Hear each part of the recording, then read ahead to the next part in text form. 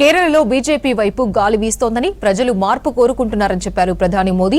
జనాభా నియంత్రణ వల్ల దక్షిణాది రాష్ట్రాలు లోక్సభ సీట్లను కోల్పోతాయని వస్తున్న వార్తల్లో నిజం లేదన్నారు. తమిళనాడుకు భారీ ఆదాయం వస్తున్నా రాష్ట్ర ఖజానా ఎందుకు ఖాళీగా ఉందని ప్రశ్నించారు కేంద్ర మంత్రులు. అస్సాంలో డబుల్ ఇంజన్ సర్కార్తోనే అభివృద్ధి స్పీడప్ అవుతోందన్నారు. కేరళలో ఎల్డీఎఫ్ ప్రభుత్వానికి కౌంట్ డౌన్ మొదలైందని, బీజేపీ నేతృత్వంలోని ఎన్డీఏ అధికారంలోకి వస్తుందన్నారు ప్రధాని నరేంద్ర మోదీ. కేరళంలోని పతినంతిట్టలోని తిరువల్ల మున్సిపాలిటీలో జరిగిన ఎన్నికల ప్రచార సభలో మాట్లాడిన మోదీ, తమ పార్టీ అధికారంలోకి వస్తే ఈశాన్య రాష్ట్రాల్లో మాదిరిగా అభివృద్ధి ప్రాజెక్టులు చేపడతామన్నారు. आपकी ईज ऑफ लिविंग और क्वालिटी ऑफ लाइफ दोनों की चिंता है. केरलम के किसानों को हमने पीएम किसान सम्मान निधि के जरिए अराउंड 13,000 करोड़ रुपए की सहायता सीधी उनके बैंक खाते में पहुंचाई है. పశ్చిమాసియా అంశంపై భయాన్ని సృష్టించే వ్యాఖ్యలు కాంగ్రెస్ నేతలు చేస్తున్నారని ఫైర్ అయ్యారు ప్రధాని.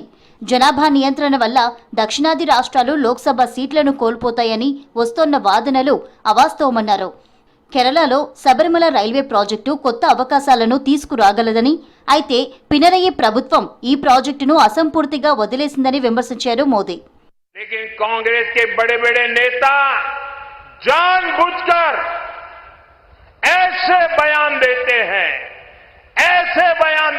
हैं. अरे कांग्रेस के लोगों, एलडीएफ के लोगों, यूडीएफ के लोगों, अरे राजनीति अपनी जगह पे है. अरे चुनाव आते जाते रहेंगे, लेकिन मेरे केरलम के लाखों भाई बहन वहां है. मेरे लिए उनकी सुरक्षा ये सबसे बड़ा काम है और मैं इसके लिए कमिटेड हूं. తమిళనాడు ముఖ్యమంత్రి స్టాలిన్ ప్రభుత్వం చేసిన అప్పు భారీగా పేరుకుపోయిందన్నారు కేంద్ర మంత్రి పీయూష్ గోయల్. ప్రజలు కడుతున్న ట్యాక్స్తో భారీగా ఆదాయం వస్తున్నా ఆ సొమ్మంతా ఎటుపోయిందని ప్రశ్నించారు. రాష్ట్ర ఖజానా ఎందుకు ఖాళీగా ఉందన్నారు. ముఖ్యమంత్రి స్టాలిన్ అబద్ధాలు మాట్లాడుతూ ప్రజల దృష్టిని మళ్లించాలని ప్రయత్నిస్తున్నారని ఆరోపించారు.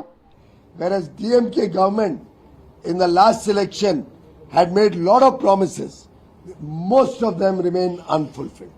We will stop all this corruption and bring good governance to the people of Tamil Nadu. Once you read this, you'll realize, forget $1 trillion economy.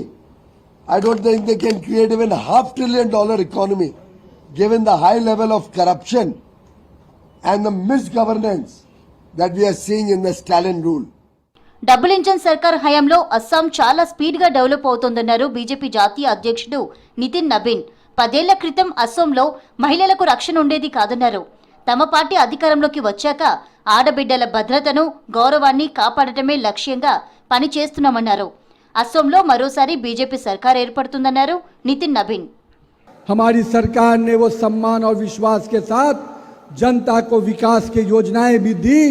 एक समय था जब यहाँ की बेटियां भी सुरक्षित नहीं थी और यहाँ की मिट्टी को भी असुरक्षित करने का काम कांग्रेस के नेताओं ने किया था. मित्रों, माता बहनों की उपस्थिति इस बात का संकेत है कि इस बार फिर से कमल खिलेगा और भाजपा की झोली में फिर से जनता का आशीर्वाद मिलेगा. मित्रों, ఛత్తీస్గఢ్ ముఖ్యమంత్రి విష్ణుదేవ్ సాయి వెస్ట్ బెంగాల్లో బీజేపీ అభ్యర్థుల తరపున ప్రచారం చేశారు. మమతా బెనర్జీ సర్కార్లో మహిళలకు రక్షణ లేదని, అవినీతి అక్రమాలు పెరిగిపోయాయని ఆరోపించారు. బెంగాల్ ప్రజలు మార్పు కోరుకుంటున్నారని, రానున్న ఎన్నికల్లో బీజేపీ సర్కార్ ఏర్పాటవుతుందన్నారు.